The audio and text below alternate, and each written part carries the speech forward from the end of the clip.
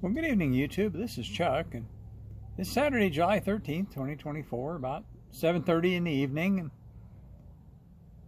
I'm just sitting out here in my van/recording studio, and I haven't made a video for a couple of days, and I got some stuff happened, and I got some questions from some viewers, and so I thought I'd cool down a little bit. It was pretty toasty today. I tried to come out and shoot this earlier, and it was just a little too warm, so anyway, let's, while we still got a little bit of light left, let's see if we can get this one done. So, anyway, by way of an update, my friend from North Carolina, he's had some pretty interesting stuff happen, and one of the things he's tried to do is he put out a gifting station, and he was trying to make sure that the critters weren't getting the food. He wanted to make sure that his Sasquatch friends were the ones that were getting the stuff that he's putting out there. And so he tried a couple of different things to confirm that. And one of the things he did is he put a lid on it,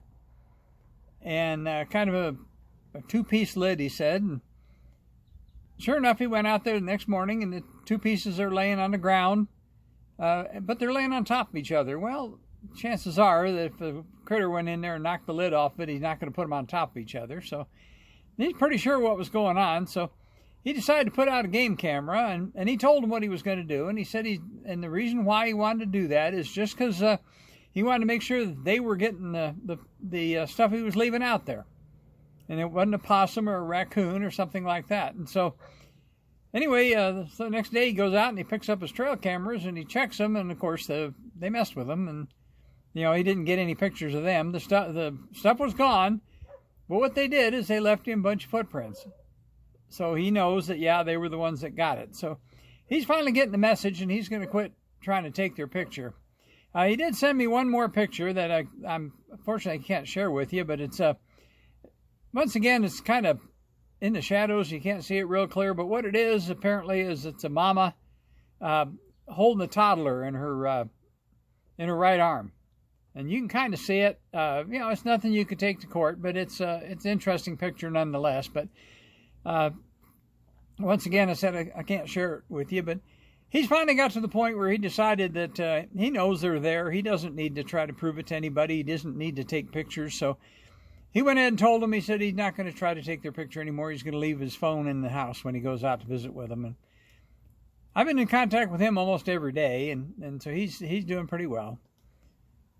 They also had contact with, I talked before about my friend from eastern Tennessee, and his mother lives in Mississippi, and she's also a Squatcher, and they've gone out squatching together, and of course he's told her about me, and so she's reached out to me as well, and I got a very, very nice email from her, and I thought about reading it. It's kind of long, but but she also told me about an incident that happened and asked me my opinion of it. So I told her what I thought was going on, and got back with her. So, but my newest one is I had a gentleman from Colorado reach out to me. Now this guy, I've got to be a little bit vague about where he's at because in order just to protect his privacy. But let's just say he's in the Front Range foothills on the west side of Metro Denver. How's that? And he was experiencing some stuff that he was kind of unsure about, and so he reached out to me, and and I gave him my email address, and we traded phone numbers, and spoke with him on the phone last night. And so he was kind of hesitant to talk to me, I think, because a lot of people they don't want to be perceived as being nutcases, and if we're running out of light here, I hope we got enough light, because the sun just went behind a little cloud. It's just getting ready to set here. I think I still got enough light. I can't tell the way I'm holding the camera. I can't see what the camera's seeing. But anyway, so he acted like he was just a little bit, hesitant to even tell me what was going on. I kind of finally got him to tell me, and he's had an interest in the subject for a long time. He grew up in one of the southern states, and he's lived several different places, and like I say, he lives in the Denver area now. But so anyway, after he told me his story, and I said I decided to try what I've tried before with the lady up in Ontario and the lady up in upstate New York and some other folks, and my friend from Western North Carolina, we tried to hold all the same thing, and so I told him, I asked him, I said, does your back porch face the foothills? And he said, yeah, it does. And I said, well, go out there. Don't turn the lights on. They're a little later than it is right now, last night. I said, don't turn the lights on. Just go out there and sit in a chair. He said, okay. So I started talking him through the same thing I did with everybody else. Let me know if you feel anything. Whatever it is, if you get any kind of a buzzy feeling or a pressure feeling or a electrical charge feeling, anything, let me know. And he said, I am getting kind of a odd sensation in the top of my head. So I told him, I said, well, just tell him to tell them that you can feel that, and they're there, and it's okay with you if they make it stronger, and see if they do. So he told them that, and by golly, they made it stronger. So once more, I told them, I said, they know I'm talking to you. I'm going to ask them a question, clear your mind, and I want you to tell me the first number you come up with. So I asked him, how many of you are here right now? Well, he almost immediately got 3. And I didn't get anything on that one, but he got 3 right away. So I told him, well, I said, that probably means there's 3 of them there. So I started talking to him, and I said, if there's any of you can tell him your name, he'd like to know who he's talking to. Can you give him a name? And sure enough, he got a name. He said it sounded like a young female, and the name he got was Nina. And so in a period of after we walked out the back door, in a period of about 5 minutes, he got zapped, he got mindspeak twice, and he got a name. And we don't know how far away they are, but they were close enough they could mindspeak with him anyway, a young one. So Mina and the other group, they didn't, he felt he also said that he could feel their presence. And he knew that there was something or somebody there because he could feel it. But shortly after he got Nina's name, he says, I think they left. He said, I don't feel that they're here anymore. Well, what probably happened is they were, they're probably all juveniles, and as soon as they realized somebody knew they were there and was talking to them, they probably had to head back and report to the older ones and say, hey, guess what happened? And that's pretty common. I've run into that myself. And so, but anyway, that was, I don't know, I've almost lost count on the number of times I've done that with folks. I think it's 7 or 8, maybe 9, I don't know. But pretty exciting to do that. It really made my day. I thought that was just the coolest thing. And then he's texted with me this morning, and he was stunned, obviously. It's a life-altering event when something like that happens, especially as simple and quick as that was. But anyway, he's trying to follow up on it a little bit, and I guess he managed to wrap his head around it. But I'll be hearing more from him, and right now I'm just going to call him my friend from Denver. And he's still a little hesitant about using his name, and that's fine. I don't mind that at all, and I understand it totally. So anyway, that was an exciting thing happened. But now let me shift gears a little bit while I still got a little bit of light here. And I had somebody ask me some questions about mindspeak and the different, what do you hear, or what do you feel, or how does mindspeak work? And well, I guess the short answer is I don't know how it works. And mindspeak is just a term we use, it's actually just mental telepathy. I don't know where the term mindspeak came from. That might have come from the forest people themselves. I don't know, but it is a term we use. But it's basically telepathy, and but it can take various forms, and I think everybody at some point in time has probably received mindspeak. And let me give you an example.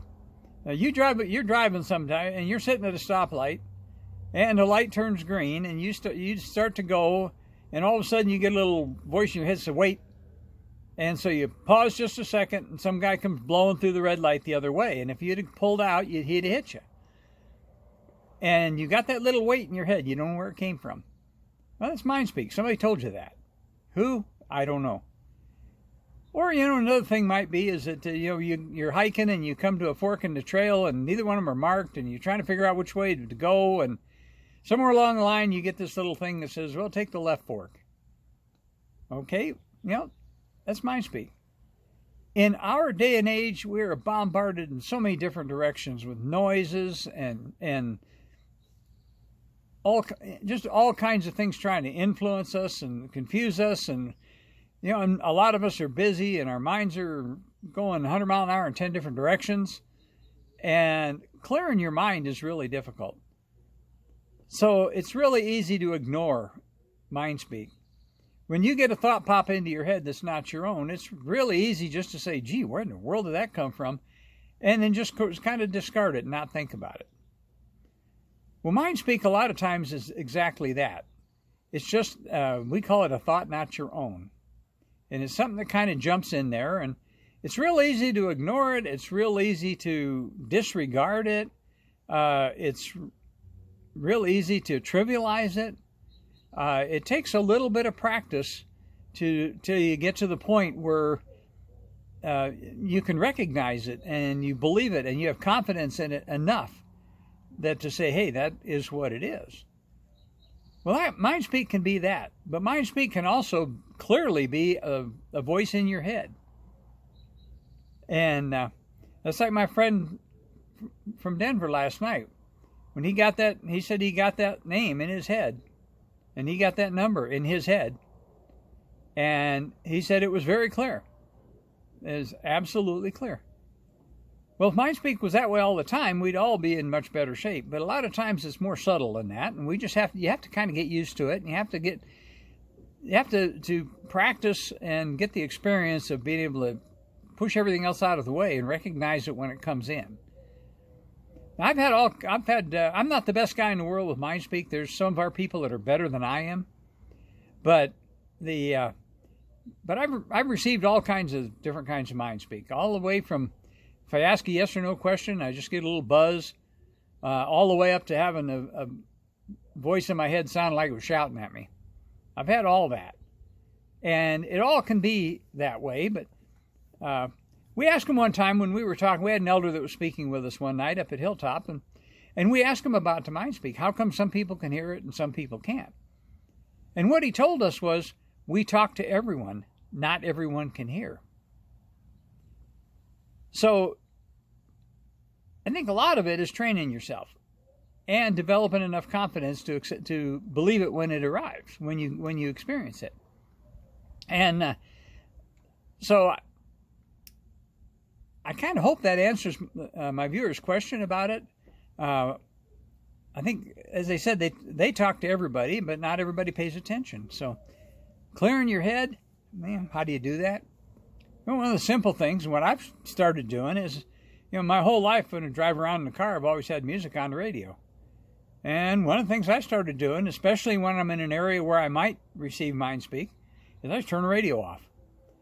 That's one source of external stimulation that you can eliminate right away. Just turn the music off. Try to not to think about all the things that's bothering you. And like I say, we've got a lot of different things tugging at us all the time. We got time commitments, and a lot of you are still working. You got job-related commitments, and you get older like us. You got health issues, and there's just all kinds of stuff going on. So, learning to clear your mind. Sometimes meditation techniques help that, and it's not because you need to meditate. It's because part of meditation is clearing your mind of all the minutia that's banging around in there, and all the stuff that doesn't need to be there. If you got something you're worried about, if you got some, you're going to need to put tires on the car or whatever the thing might be, that can wait. You don't have to waste your energy at that particular point worrying about that. You can always go back to that and worry about it later. And so learn to clear your mind. There's excellent videos on YouTube about how to meditate and how to begin meditation. So, you can do that. Just practice going sitting in the dark. Turn off the radio, turn off the TV. I'm not the best guy in the world for doing that. A lot of times I got the TV on in the background. But if you can move enough stuff out of your mind to the point where you can hear that little subtle stuff. My friend from Utah talked about he was driving, when he came down to visit me in Kanab. When I was in Kanab, he drove 300 miles from Salt Lake down to Kanab to sit down with me and to meet me. And he said on the way down there, he was driving by a particularly area that looked to him like it might be a logical place where they might be. And he said he kind of reached out with his mind and said, are you here? And he said he got this little voice very clear in his head that said, yes, we are here. And he said if he'd had the radio on or anything like that, he'd never heard that.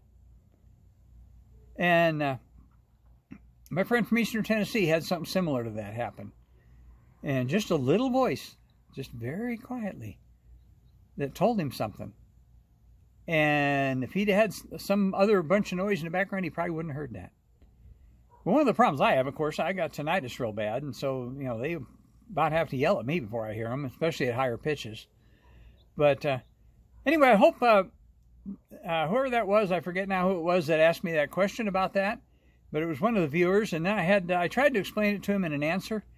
And a couple of days later, I had another viewer ask me almost identically the same question. I decided between the two of them, that'd be a good idea to make it in the form of a video.